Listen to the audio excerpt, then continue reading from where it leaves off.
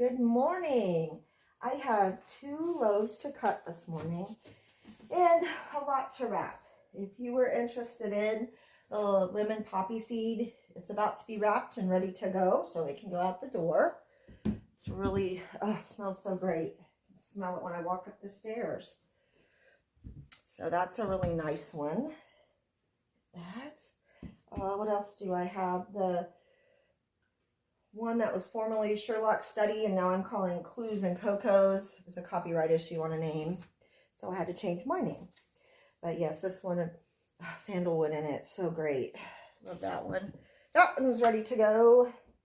And then cucumber melon's ready to go. I will be at the Rural Women's Connect event in March, so I'm getting stocked up for that. And I made another batch of this Mystic Woods, which the first time I made it, it seized up almost right away. So I looked at the recipe, went through, and it's got to be the dragon's blood oil that I used in it, because everything else I've used repeatedly without an issue. And the oil mix is one of 3 oil mixes that I use repeatedly. So it's got to be in that department. But it smells good. So it may not look the best, but let's get the cutter. And we'll take a look and see what it looks like on the inside. I really had to pack it into the mold, but it's a nice one. It's got cocoa, green clay, so beetroot powder, which surprisingly does not turn red in a soap. It's this lovely kind of grainy looking beige area. The brown is cocoa, of course, and the green layer is French green clay. So anyway, it's a really nice soap. I just don't know why it seizes up, other than the part of the fragrance oil and the essential oils is dragon's blood, and it could be that. So we shall see. Let's do this first. Get this end off. See what we have. Well, it looks like it, on the end, it looks like it's going to be okay. Smells good. So we'll cut through here and see.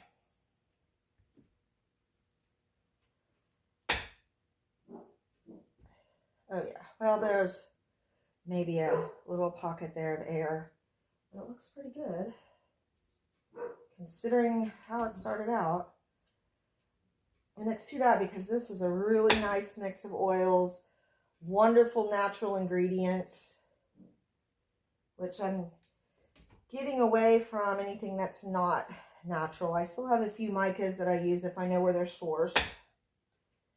But I'm really loving these natural colorants. You're not going to see any bright neon hippie chick soaps here, although there's a place for those in the marketplace. It's just not for me. I like a more natural soap.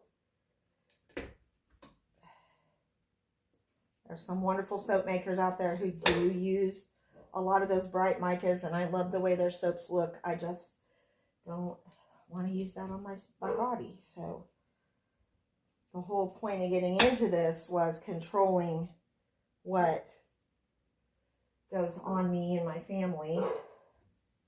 And that's kind of part of why I've chosen to do a more natural approach. So if that's your jam, it's mine too. So, well, considering how we started, we have a beautiful bar of soap. Oh, look at that. So pretty. Yes. I love cocoa in a soap too. Just so nice. That brown. It doesn't really smell chocolatey either. It just gives a low note to it. You can hardly tell. So that was that one. This one is new. I was trying to come up with a soap that I really wanted for St. Patty's Day, you know, to honor the old Irish roots, etc., etc. And so I came up with this Clover and Clay bar, which again, green French clay, And you can see how different the French clay is from one recipe to the other. This is a really light minty one. I used about the same amount in each one of those. But this one has, the speckles are some mint in there. And we'll see what we have. Oh, this is a nice hard bar. Yes. Oh, yeah. Just a nice, solid, light green bar.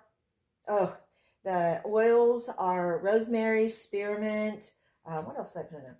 A tad bit of orange. It's really a bright smelling soap. And it should be really nice. It's got shea butter. It should be very creamy. It's got some castor oil in it.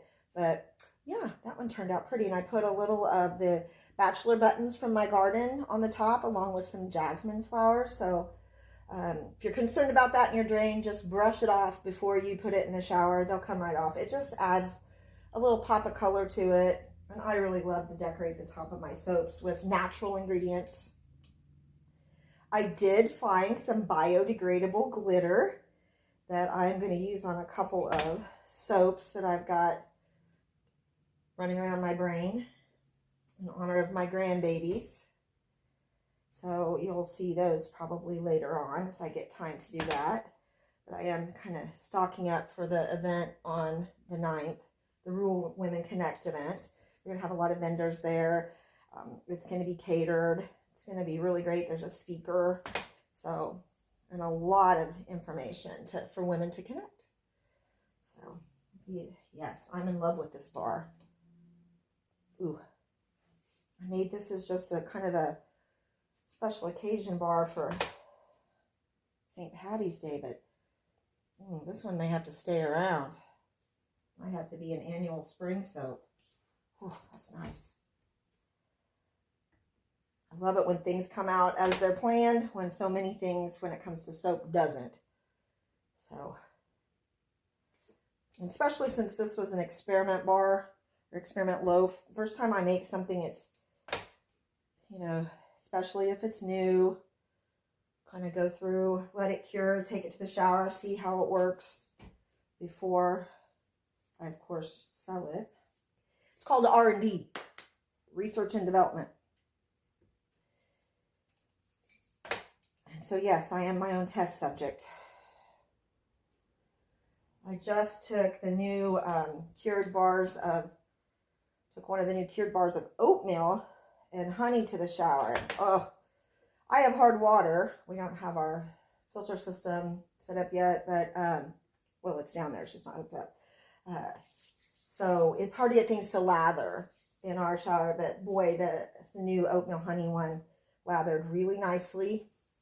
There we go. You can see it went through a partial gel. That's that dark circle in the middle. That fades over time. It just means it heated up really hot in there as it was curing. First 24 to 48 hours, it's still going through its saponification for the most part. And after that, it's just losing water weight. So anyway, that is what we got cut for today. If you have any questions, you can put them in the comments or message me. I'd love to answer any questions you have about soap. And until next time, have a good day. Stay warm.